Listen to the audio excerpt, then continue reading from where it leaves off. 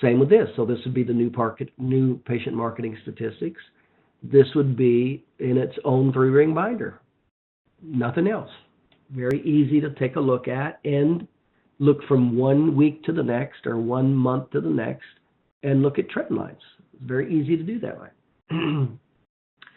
So some things that are real important. So again, we got the office, week ending, month of. Same thing. We want to know every day what these stats are, whether it's Monday, Tuesday, Wednesday. So some of the statistics we're going to pay a lot of attention to is this statistic right here called the total new patients.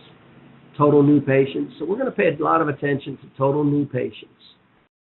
Now, one thing about statistics is you always want to know what industry standards are. A stat really doesn't mean anything if you don't know what is normal, what's considered normal. So you want to know what industry standards are. So we'll go over that here shortly.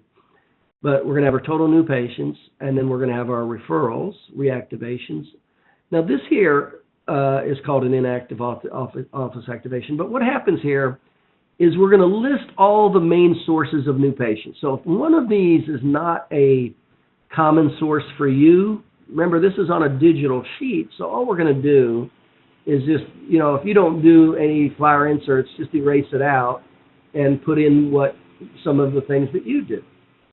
But many of the reasons we want to keep this is, number one, with marketing, you always want to know what's working. So we have to know in great detail how every patient got into that office, because we need to know what's working so we can do more of it. We need to know what's not working so we can either clean it up and do it better or stop doing it. But we have to keep detailed information of where every patient came from so we can interpret that and therefore make a proper calculation on where to direct our business, where to direct our time and money.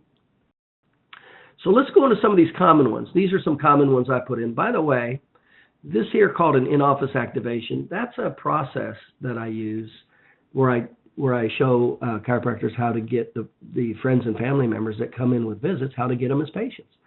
I'd say easily 20 to 30% of your regular patients come into an office with your patients.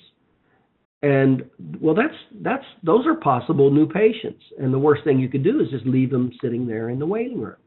So I teach, a system on how to. It's a system. There's definite steps you have to take, and there's definite things you don't want to do on how to get those people's new patients. That's a very common new source of new patients when you know how to do that. That's called an in-office activation. Then there's the CA referrals.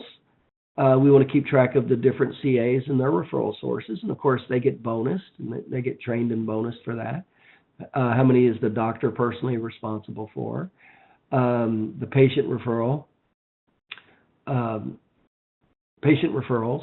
So we're just kind of dividing up the total category. We're breaking up the total as much as possible to see what is working, what's not, whose is working, all that stuff.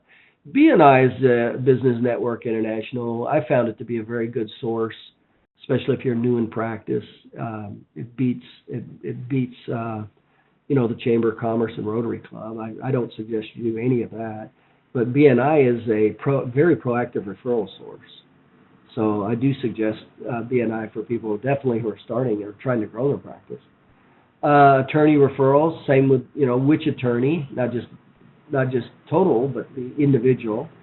Same with Google here. Remember, there's 3 types of internet marketing. There's Google Maps, there's Google pay-per-click, and then there's Google organic search.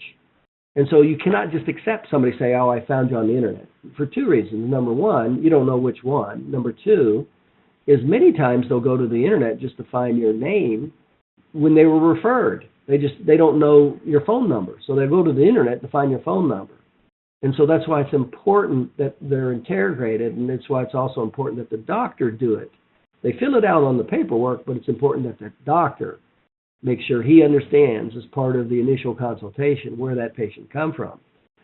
So the office website, if there's anything else you're doing with the web, other web, yellow pages, newspaper, so you can see here, it's just the different lists, doctor, lecture, screening, walk-in, other.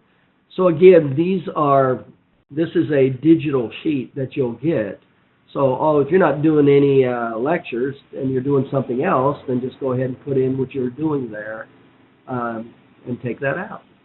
But you have got every single new patient has to be accounted for in their source with unbelievable high accountability.